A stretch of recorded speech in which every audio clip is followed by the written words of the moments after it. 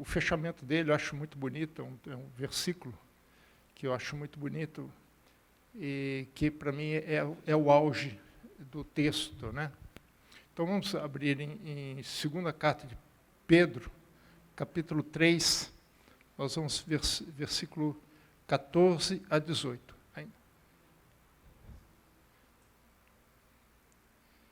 Ainda está com um pouco de reverberação. Tá? O som fica repetindo aqui. 2 Pedro 3, 14 a 18. Por essa razão, pois, amados, esperando essas coisas, empenhai-vos por seres achados por ele em paz, sem mácula e irrepreensíveis.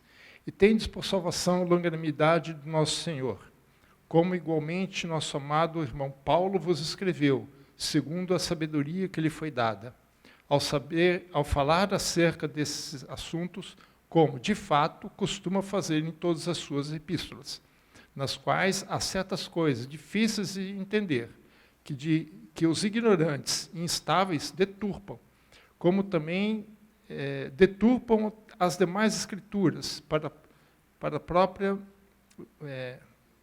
destruição deles. Vós, pois, amados, prevenidos como estáis de antemão, acautelai-vos, não suceda que, arrastado pelo erro desses insubordinados, descaiais da vossa firmeza. Antes, crescei na graça e no conhecimento do nosso Senhor Jesus, Senhor e Salvador Jesus Cristo. A Ele seja a glória, tanto agora como no dia eterno. O que eu gosto muito é esse último versículo, né? Crescei na graça e no conhecimento. E é sobre isso que eu quero abordar. Crescei na graça e no conhecimento. Para podermos chegar aí, nós precisamos entender um pouco dessa carta que Pedro, né, ele trata. Já naquela época, já havia gente querendo desvirtuar a igreja com tipos de doutrinas que eram contra aquilo que os apóstolos vinham pregando. Então, no início da igreja, não teve tanto esse tipo de problema, mas conforme a gente vai vendo a sequência histórica das cartas, as primeiras cartas a gente não vê isso, mas as últimas cartas a gente começa a perceber isso, que dentro da igreja começou a entrar algumas doutrinas, uma interpretação acerca de Cristo, né, das Escrituras em especial, que não condiziam com aquilo que Paulo chama de sã doutrina. Isso ele chama de heresias. E essas heresias foram introduzidas por falsos mestres. Esse tipo de falso mestre, vocês já vão encontrar, tanto na carta de Paulo, principalmente a Timóteo, ele fala sobre esses falsos mestres. Nós encontramos na carta de Tiago, também ele combate algumas dessas doutrinas. João combate algumas doutrinas gnósticas, dizendo que Jesus não era carne, não veio em carne, só espírito, né? E Pedro, João também fala sobre isso, Pedro fala sobre isso, Judas fala sobre isso, que foram as últimas cartas escritas, né? E no capítulo 2, dessa segunda carta de Pedro, quando ele se dirige a essa igreja, que na verdade são várias igrejas, né? Ele vai falar desses falsos mestres, como a igreja deve se identificar, ou melhor, deve identificar esses falsos mestres dentro da igreja e os cuidados que eles têm que ter com essas pessoas.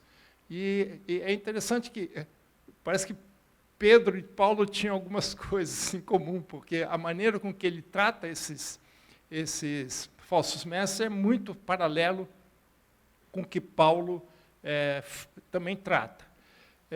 E esse texto ele vai mostrar um pouquinho por que Pedro tem esse tipo de postura. Porque ele vai citar Paulo. Né? A primeira vez que a gente vê, né, aliás, é a única vez que a gente vê um apóstolo em uma carta citando uma outra carta já escrita. Né? Então, nesse finalzinho, ele vai tratar justamente isso, como nós devemos nos portar, né? Como é que a gente deve tomar cuidado para a gente se prevenir contra esse tipo de heresia, contra esse tipo de falsos mestres. Né?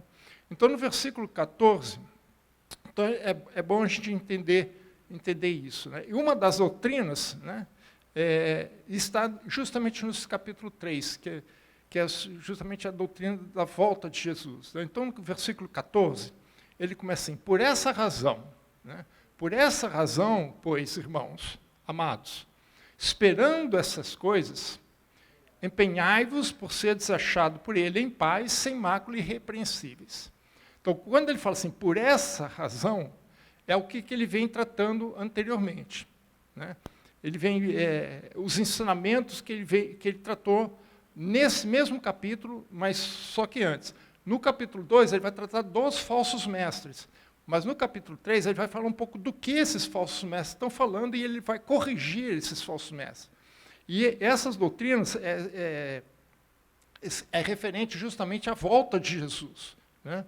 Porque, veja o versículo 4 desse mesmo capítulo. Ele fala assim, versículo 4, onde está a promessa da sua vinda? Isso eram os falsos mestres que falavam, onde que está a promessa da sua vinda? Porque desde os que os pais dormiram, todas as coisas permaneceram como desde o princípio da criação, quer dizer, não mudou nada. Então, cadê a promessa? Então, com esse tipo de conceito, é interessante que ele sempre joga perguntas, né? Satanás é assim, ele não ataca frontalmente, ele ataca através de perguntas, gerando dúvidas, né? Então, esse falso mestre traz isso. Onde é que está a promessa? Desde a criação do mundo, nada aconteceu, está tudo do jeito que está. E aí? Que promessa é essa? Então, essa era a doutrina que eles estavam tratando. Essa era a doutrina que eles estavam trazendo para dentro da igreja, para trazer confusão na igreja. E veja no versículo 13, quando ele faz o fechamento dessa doutrina, ele diz assim, versículo 13, fala assim, nós, porém, segundo a sua promessa. Então, lá eles estavam criticando a promessa, e aqui ele está falando, ele está reforçando, enfatizando a promessa. Nós, segundo a promessa, esperamos. Quer dizer, tenhamos esperança. Esperar é isso, né? Ter esperança. Em quê? Nas promessas de Deus. Lembra, irmãos, a fé ela não é algo etérea. Ela tem uma base. A base da nossa fé é a palavra de Deus, é as promessas de Deus. Você confia não em coisas, mas em alguém. A nossa fé é baseada naquilo que Deus fala. Por isso que já Moisés usou essa frase, e que Jesus repetiu na tentação, não só de pão viverão, mas do quê? De toda a palavra. Ok? Toda a palavra. Que palavra é essa? Que procede da boca de Deus. Por quê? É a palavra de Deus, são as promessas onde nós devemos colocar a nossa fé e a nossa confiança. Esses falsos mestres estavam colocando em dúvida essas promessas. E ele falou o contrário. Nós, segundo essa promessa de Deus, nós esperamos o que? Novos céus e nova terra nos quais há justiça. Então ele já está invertendo a coisa. Ele já está instruindo a igreja a não se basear no que essas pessoas fazem, mas aquilo que Deus fala, né? E ele falou assim, empenhai-vos. Empenhai-vos. A palavra aqui é seja diligente, esforçar-se. Porque, irmãos, as coisas não sempre são tão fáceis quanto parece, né? Então ele falou assim, empenhe-se, deu um gás aí bom, né? Deu a sua força, né? Empenhe-se por essas coisas, né? E ele fala, empenhe-se, achai-vos por ele em paz, sem mácula e irrepreensíveis. Ou seja, ter uma vida de santidade completa, né? E o que estava acontecendo, eu fiquei assim, achei interessante, ele falou, por que ele fala em paz? Né? Porque esses falsos mestres estavam trazendo perturbação para a igreja. Mas a palavra de Deus tem que nos trazer paz. Se a gente confia na palavra de Deus, a palavra de Deus tem que trazer paz. Ou seja, essa paz que ele está falando é a nossa segurança em relação às promessas de Deus, do que Deus fala, do que Deus faz.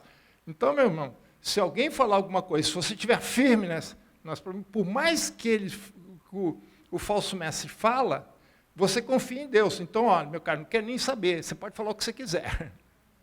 Eu estou em paz com o quê? Comigo mesmo, como fosse tivesse ido no psicólogo ou coisa assim. Não, eu estou em paz porque Deus é fiel para cumprir as suas promessas. Então, eu tenho paz. Não tem conflito comigo. Essa paz é essa segurança nas promessas que Deus fez. E no caso específico, como ele está falando sobre a segunda volta de Jesus, as promessas que o próprio Jesus fez. Porque nesse mesmo capítulo, nessa mesma carta, aliás, Pedro fala assim, nós fomos testemunhas. Nós fomos testemunhas. E Pedro foi o mais de todos, né?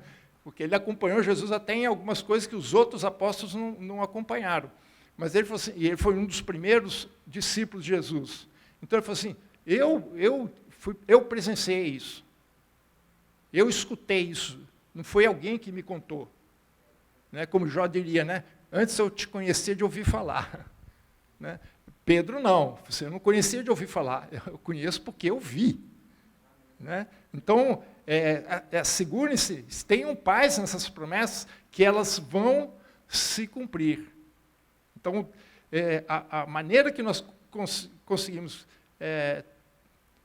manter a nossa vida cristã, vida espiritual, não dando ouvidos para isso, tendo paz, segurança naquilo que Deus falou. Isso é que nós devemos nos alicerçar. Depois ele continua, versículo 15. E tendes por salvação a longanimidade do nosso Senhor, como igualmente o nosso amado irmão Paulo vos escreveu, segundo a sabedoria que lhe foi dada. Esse versículo é muito interessante por várias razões. Primeira coisa que ele fala assim, a longanimidade de Cristo. O que ele está falando aqui é a obra de Cristo. Quando ele fala longanimidade, é aquilo que Cristo suportou na cruz para que nós alcançássemos as promessas de Deus. Porque Jesus é a promessa em pessoa. Né? Jesus é a promessa em pessoa. Então, essa longanimidade é de Cristo, não é nossa. É o que Cristo fez por nós. É a obra que Cristo realizou na cruz por nós. Essa é a base da nossa salvação. Né? E ele fala assim, como igualmente. Esse igualmente, irmãos, é importante por quê? Porque ele está mostrando à igreja que há uma uniformidade na doutrina cristã. Ele vai citar Paulo. Ele falou assim, olha, igualmente Paulo vos escreveu. Veja que ele fala assim, Paulo vos escreveu. Ou seja, o que Pedro está invocando é aquilo que eles já conheciam. Eles já conheciam Paulo. Eles já tinham cartas que Paulo já tinha escrito para eles. Então, o que Pedro faz é recorrer ao argumento de que Paulo também segue o mesmo princípio doutrinário. Então, havia um alinhamento doutrinário, não só de Pedro, mas de todos os outros apóstolos. Ele chama Paulo porque a igreja a qual ele se dirige conhecia Paulo. Algumas delas, possivelmente, pessoalmente. Algumas não. Acho que talvez uma só que ele escreve, talvez não. Né? Talvez não. Mas, pelo menos, as cartas eles tinham. Então, ele falou assim, Paulo já escreveu para vocês. O que eu estou falando não é novidade para vocês. Pega as cartas que Paulo mandou para vocês e dá uma olhadinha lá. E que cartas seriam essa? Né? Possivelmente, a carta aos Efésios, aos Colossenses e aos Gálatas. Porque, volta comigo lá na primeira carta de Pedro, capítulo 1, versículo 1. Veja a quem ele dirige. 1:1, né? Pedro, apóstolo de Jesus Cristo, aos eleitos que são forasteiros da dispersão no Ponto, é uma região da Ásia Menor, Galácia, Capadócia, Ásia e Bitínia. Éfeso ficava na Ásia. A igreja da Galácia, Gálatas. E Colossos também ficava nessa região. Talvez ou na própria Galácia ou um pouco mais ao norte, na Bitínia. Então, possivelmente, ele não está falando de carta aos Tessalonicenses, ele não está falando de carta aos Coríntios, ele está falando dessas cartas, porque era a região que Paulo conhecia, que já tinha escrito para eles. Então, por isso que ele fala, vos escreveu, ele está se referindo a essas cartas. Né? E ele fala assim, segundo a sabedoria que lhe foi dada. Veja que ele está se referindo, ele não está falando da sabedoria de Paulo, segundo a faculdade de teologia que ele fez. Ele se formou na Universidade Hebraica em Jerusalém. Não. Se formou em Oxford, na Inglaterra, também não. Harvard, nos Estados Unidos, não. Unicamp, em Campinas, também não. Essa sabedoria vem de Deus. Então, ele já está reconhecendo também aqui a inspiração divina nas cartas de Paulo.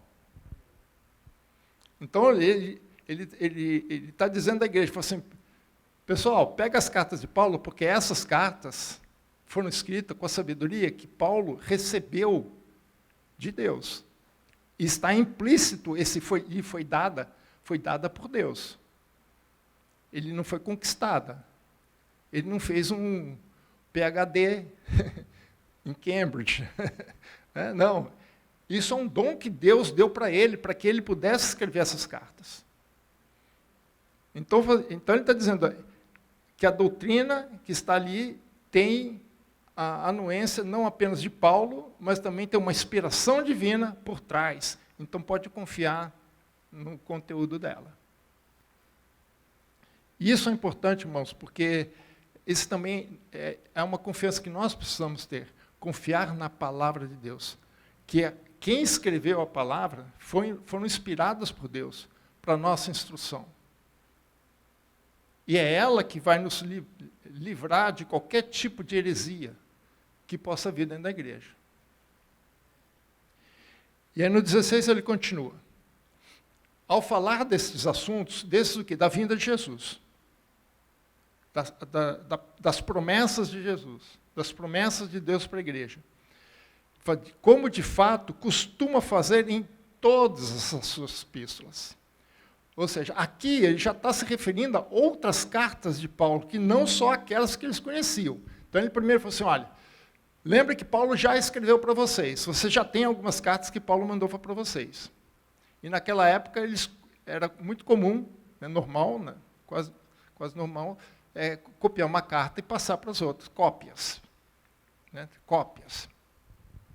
Agora ele está falando de outras cartas, mas de todas as outras. Então, Pedro já tinha conhecimento de outras cartas que não era apenas aquela que aquela igreja conhecia. Então, Paulo está falando de Tessalonicenses, por exemplo, que ele fala de escatologia. Tem muito paralelo os textos de Pedro com os textos de Paulo, e eu creio que tem essa influência, de que Pedro leu essas cartas e ele mesmo entendeu algumas coisas que ele já conhecia. Então ele falou assim, olha, Paulo não só foi inspirado nas cartas que escreveu para vocês, mas em outras cartas também. Quer dizer, já desde o início, nós já temos aí a confirmação da inspiração divina em Paulo, para escrever as cartas que ele tem. Então, são dignos de confiança. Então, ao falar desses assuntos, como de fato ele costuma fazer em todas as suas epístolas, nas quais há certas coisas difíceis de entender. Eu já li uns comentaristas sobre isso, dizendo, não, porque Pedro não entendia. Não é isso que ele está dizendo. Ele está dizendo que tem certas doutrinas que não são muito fáceis. Algumas doutrinas que nem Paulo mesmo, que a gente lê, o pastor Fernando já comentou isso aqui, quando lê os capítulos 9, 10 e 11 de Romanos, quando ele fala da questão de Israel, ele mesmo, quem lê ali, entende algumas coisas, que ele também tinha algumas dúvidas. Nem tudo é tão claro, nem tudo é tão evidente. Então, há certas coisas que são difíceis, mas não são impossíveis de serem entendidas. Isso que é importante. Há algumas coisas São doutrinas um pouco mais complexas, porque realmente são coisas difíceis a gente entender. E tem alguns temas que até hoje ainda tem dúvida dentro dos teólogos. Né? Ainda há. Né? Os primeiros 3 séculos foi marcado dentro da teologia o que eu chamo de decifração de Cristo. Quem é Cristo? Ele é inteiramente humano, inteiramente Deus, o que ele é? Até chegar no conceito que a gente chama em teologia, teantropia, teos, Deus, ou divindade, antropos, homens. Jesus é tanto Deus quanto homem. Ele é meio a meio? Não. Ele é 100% Deus e é 100% homem. É fácil entender isso, irmãos? Se for para você, depois você explica para mim. Né? Então, há certas coisas que realmente é difícil. Levou-se muito tempo para a igreja chegar a uma conclusão. E algumas até hoje não chegou. Até hoje tem coisas dentro da teologia, principalmente da cristologia, que escatologia nem se fala. Né? Nem vamos entrar nesse detalhe. Escatologia é mais complicada ainda. Então, há certas coisas que são difíceis. Mas agora, qual o problema aqui que Pedro está trazendo? Que ele faz que os ignorantes e instáveis deturpam. Ou seja, eles aproveitam esses momentos, aproveitam essas doutrinas, o que ele faz? Ele distorce. Né? E quando ele fala ignorante, ele não está falando do cara burro, não é isso nesse sentido. É uma pessoa inculta, que não foi educado, que não foi treinado. Né? Ele está falando indiretamente dos falsos mestres, que falam aquilo que não conhece. Ele falou assim, se nós, que somos apóstolos, eu que vivo tudo pessoalmente, estive com Jesus 3 anos e meio, Paulo que tem toda essa sabedoria, tudo, a gente acha já complicado para a gente entender, imagina quem não estuda. Aí vem esses carinhas aí, esses falsos mestres, esses ignorantes, aqui, incultos, que não conhecem, nunca estudou direito, nunca se debruçou em cima dos livros para entender as doutrinas, e vem aqui deturpando tudo, distorcendo tudo. O conceito aqui é isso, perverter. Né? A palavra significa exatamente assim, o que corrompe ou distorce a linguagem. A palavra aqui é isso, que corrompe ou distorce. Distorcer né? Torcer que nem roupa. Né? Distorce a linguagem, dando-lhes um falso sentido. Isso na filosofia antiga, né, eles chamavam de sofisma. Né? E Paulo fala sobre os sofistas, né, o sofismo. Então, eles aproveitavam essa doutrina que as pessoas já tinham dificuldade para entender, eles usavam alguns conceitos, deturpavam alguns conceitos de palavras, para poder encaixar as suas próprias doutrinas. Então, esses falsos mestres, né, distorcem o significado das Escrituras. Veja que ele continua, né? Ele fala que deturpam, como também deturpam as demais Escrituras para a sua própria destruição. Que outras Escrituras? A própria Bíblia. Naquela época não tinha o Novo Testamento, mas tinha o Antigo. O Antigo foi fechado mais ou menos 200 anos antes de Cristo, em Alexandria. Quando eles precisavam traduzir os textos hebraicos, né, do que a gente chama hoje de Antigo Testamento, que estava em hebraico, eles precisavam traduzir para o grego, e eles decidiram ali quais eram os livros que eles tinham. Alguns não eram tudo branco, como Pentateuco, né, para os judeus não tinha problema nenhum. O Pentateuco é o centro do judaísmo. Né, mas que outros mais? Quais são os livros históricos? Por isso que alguns desses livros entraram e outros não entraram no nosso cano. Então, eles decidiram quais. Então, quando chega o cristianismo, essas escrituras já estavam fechadas. Não fomos nós que fechamos, nós fechamos o novo. E essas escrituras que Paulo e Pedro e outros apóstolos usavam para ensinar a igreja. E muitas vezes a gente vai ver o caso de Filipe, né, com o eunuco, ele estava lendo a Escritura aqui, ele estava lendo Isaías. Ele teve que partir de Isaías. Paulo e outros apóstolos usavam a Escritura para convencer os judeus, mostrando que Jesus era o Messias. O próprio Jesus, no caminho de Emaús, depois que ele ressuscita, ele faz um traçado, né, da vida de Jesus pelas Escrituras. Eu fiquei curioso, viu, pastor? Hoje de manhã o pastor falou que ele ia fazer uma passagem inteira sobre o Antigo Testamento só falando de Jesus. Falou assim, né? Quem sabe, né, pastor? Fazer uma série, né? Mostrando nas Escrituras a presença de Cristo, né? Então, essas Escrituras, então, ele não deturpa somente o que o Paulo está falando, somente o que Pedro está falando, mas também as outras Escrituras já estavam formadas. Agora, a Bíblia não é daí que os falsos mestres distorcem significados, criam doutrinas contrárias à palavra de Deus, dando o seu próprio sentido. É aí que forma as heresias. A heresia é justamente essa deturpação das Escrituras, dando-lhe uma nova roupagem, né, para poder encaixar a sua doutrina. Quem olha e quem escuta acha que está tudo certo.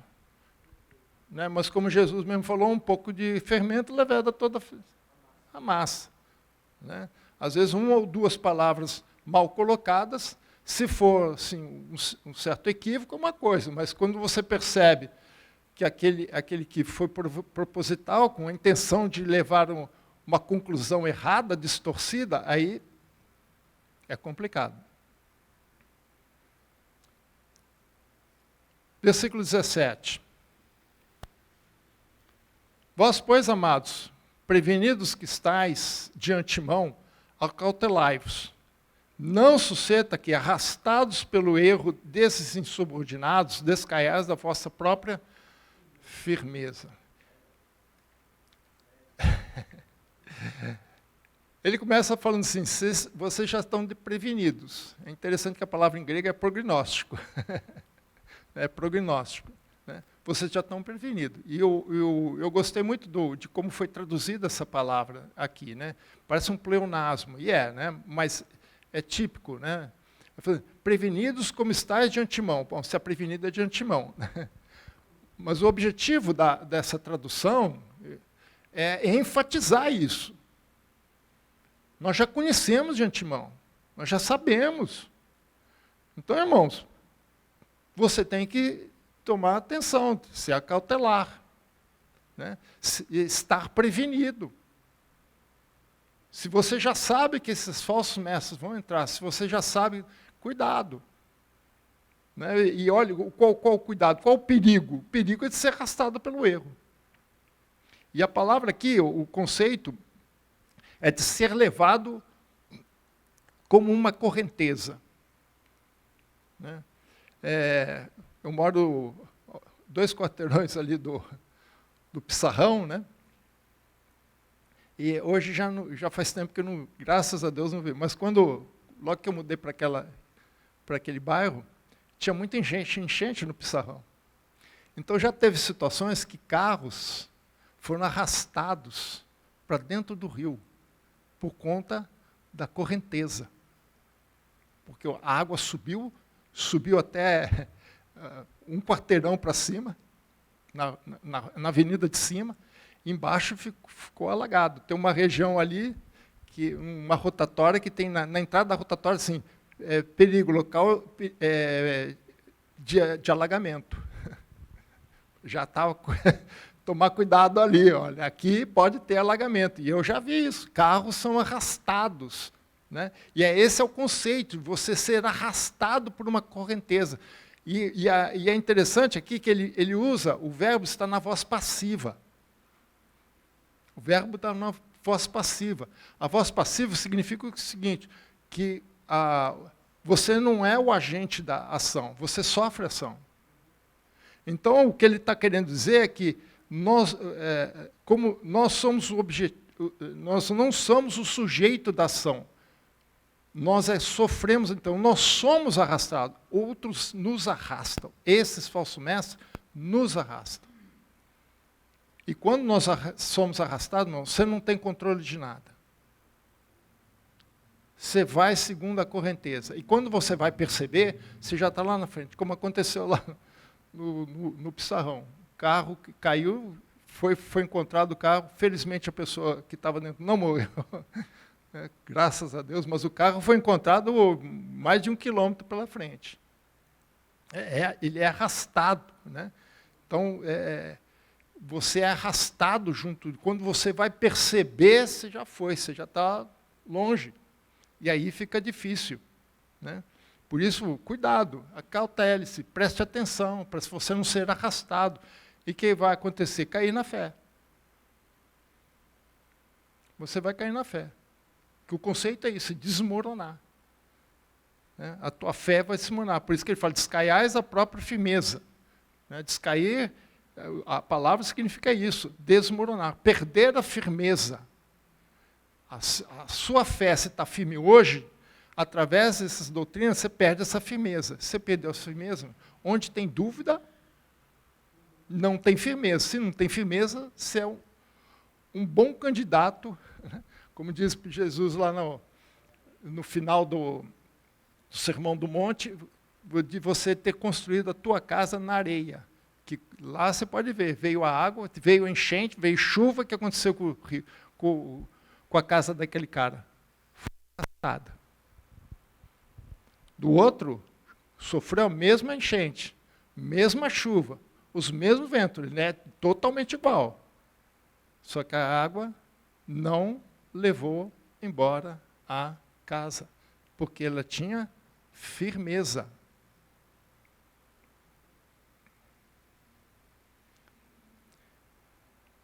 E é dentro desse contexto todo que Paulo fecha Pedro fecha essa instrução para a igreja acerca das falsas doutrinas, dos falsos mestres. Né? Antes, crescei na graça e no conhecimento do nosso Senhor Jesus Cristo. A Ele seja glória, tanto agora como no dia eterno. Essa é a solução que Pedro nos traz para a gente não cair nessa armadilha. Crescer na graça e no conhecimento. Por isso que ele fala, antes de tudo, né, é uma adversativa aqui, ele está trazendo para nós a solução para não cairmos da fé, não cairmos no engano desses falsos mestres. Né? Então ele fala assim, crescei na graça. Veja, é um imperativo, cresça na graça. Agora, esse crescer indica o quê? Que a vida cristã é uma vida dinâmica. Ela não é ele não é um lago. Ele é um rio.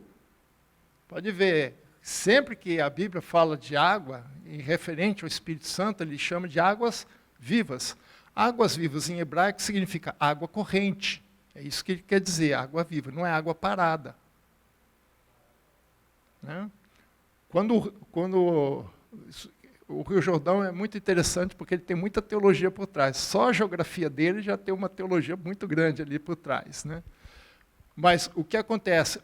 Enquanto o rio está correndo, é um rio, água doce. Mas quando ele para lá no final, ele é um rio morto. Toda a salinidade deságua no rio, lá no que chamam de mar morto, mas que não é um mar, é um lago. Ele não tem saída para o mar, até porque ele está 400 metros abaixo do nível do mar. Ao contrário. Se fizer uma conexão com o mar é que entra.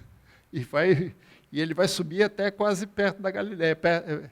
Não, mais, ele chega até o mar da Galileia mesmo, Porque o mar da Galileia já está debaixo, está a 100 e poucos metros abaixo do nível do mar.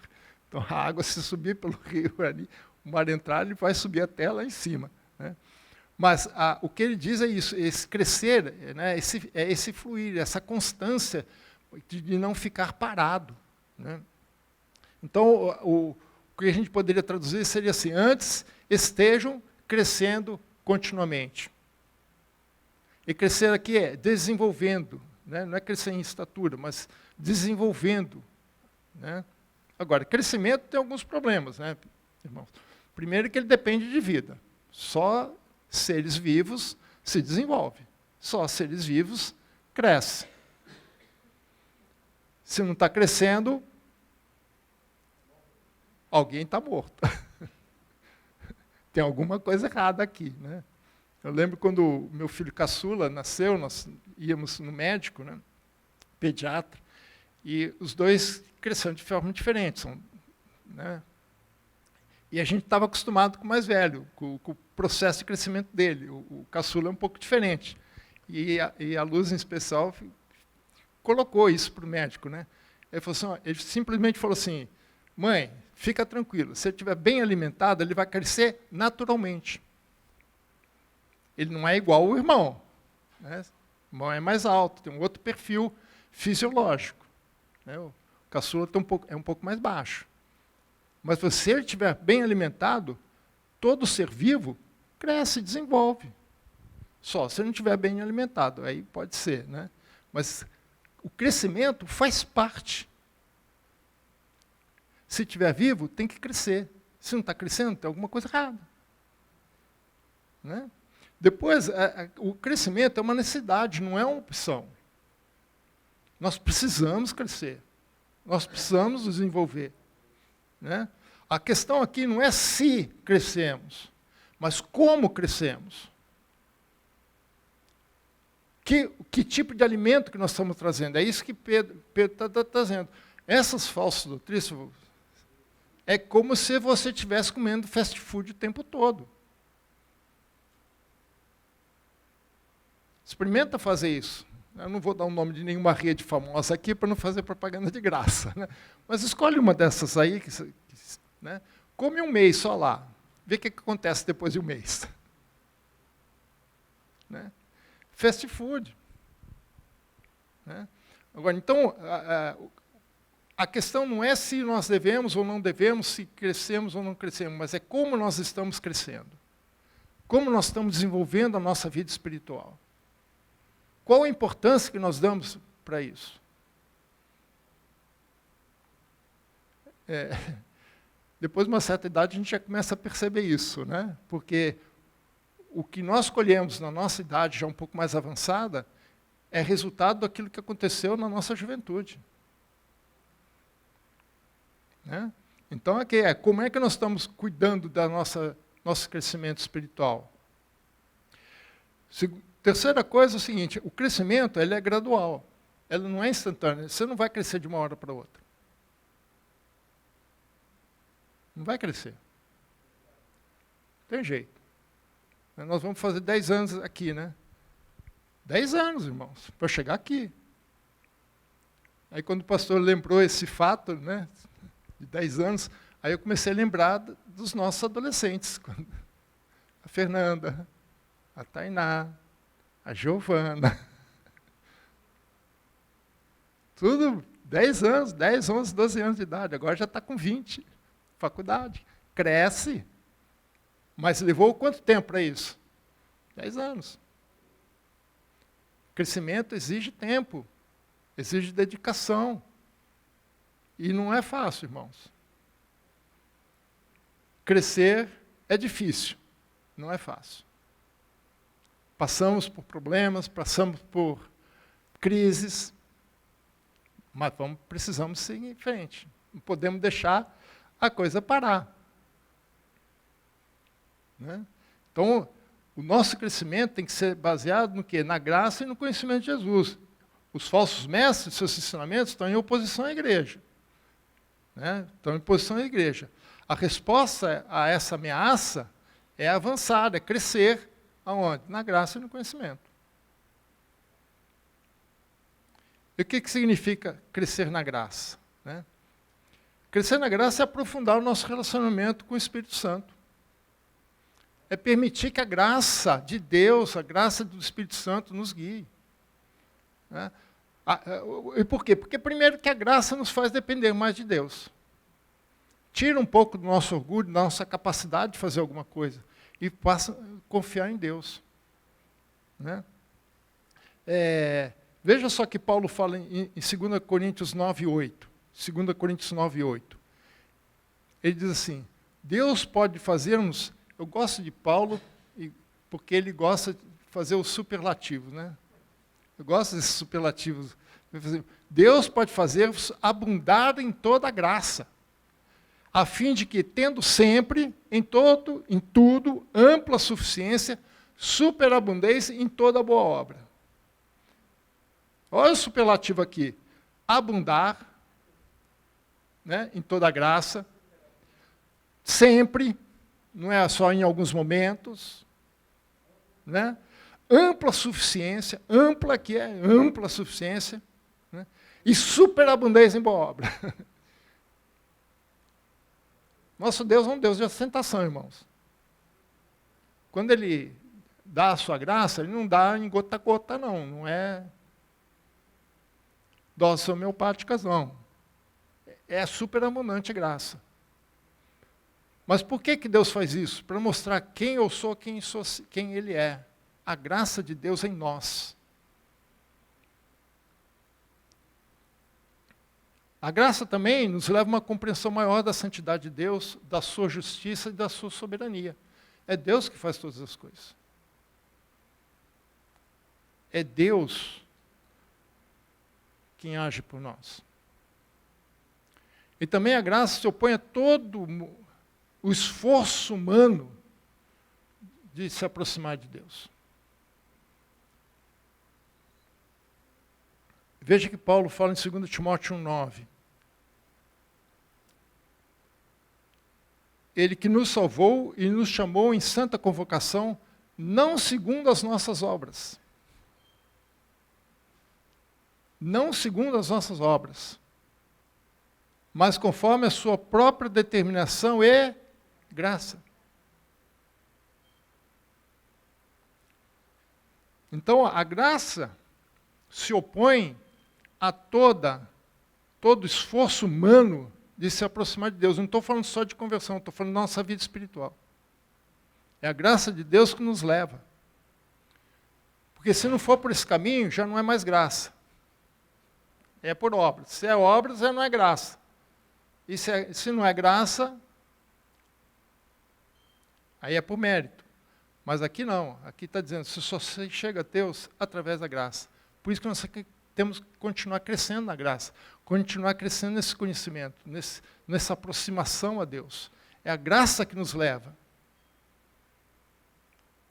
Paulo fala que a graça de Deus o constrangia. Né?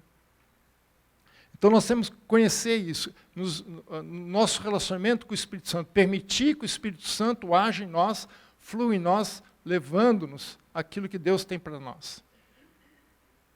Mas também no conhecimento, ou seja, não nos aprofundarmos apenas no Espírito Santo, mas na própria pessoa de Jesus Cristo.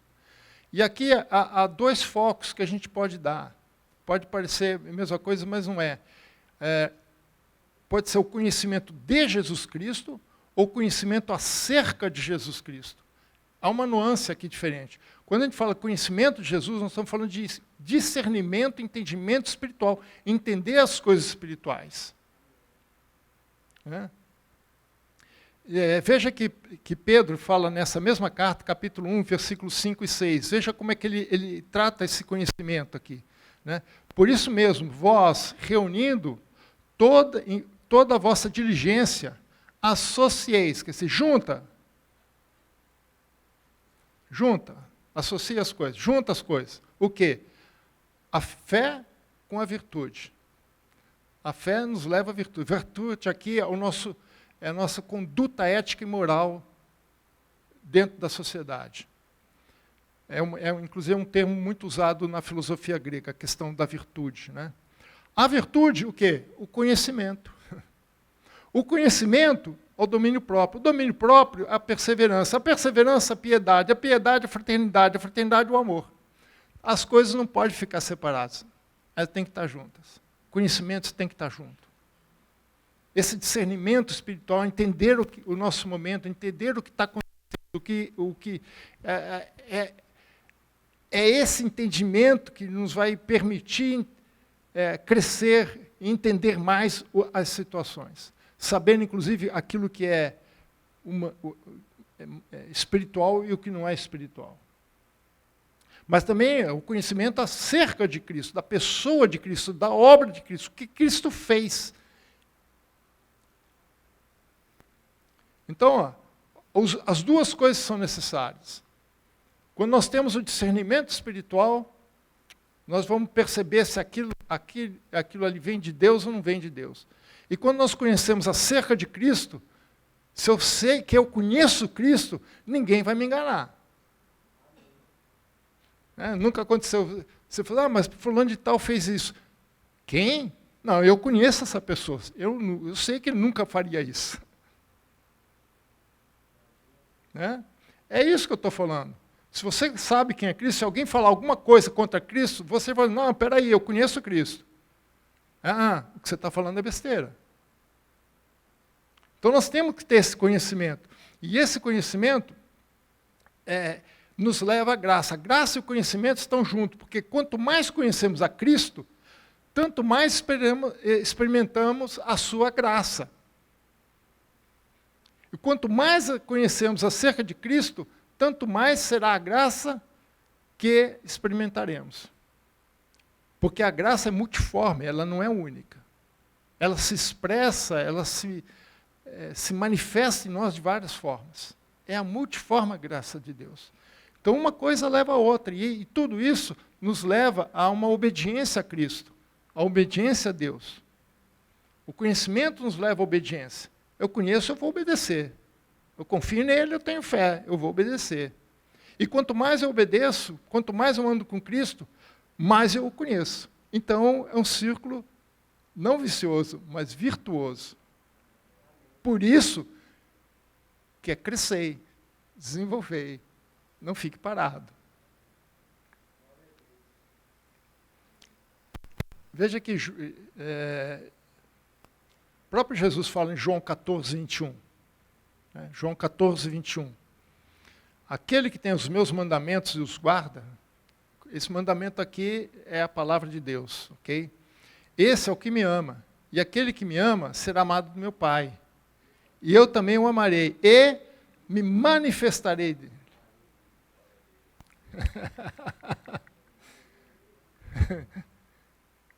Mas como fazer? Como isso?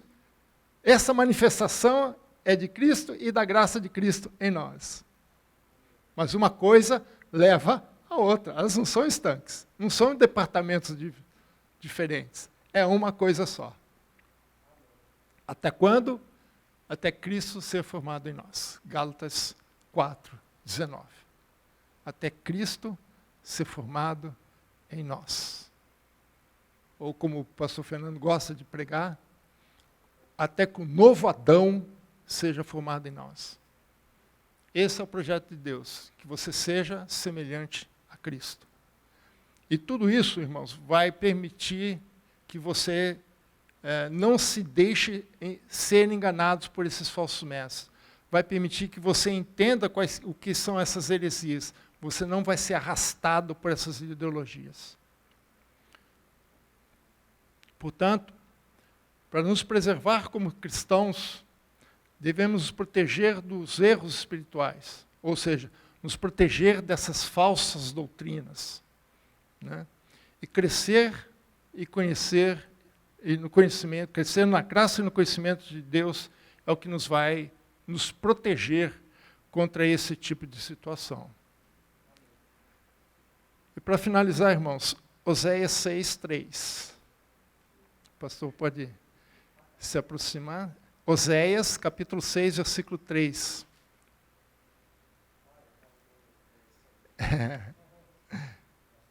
Conheçamos, vamos colocar de pé, irmãos.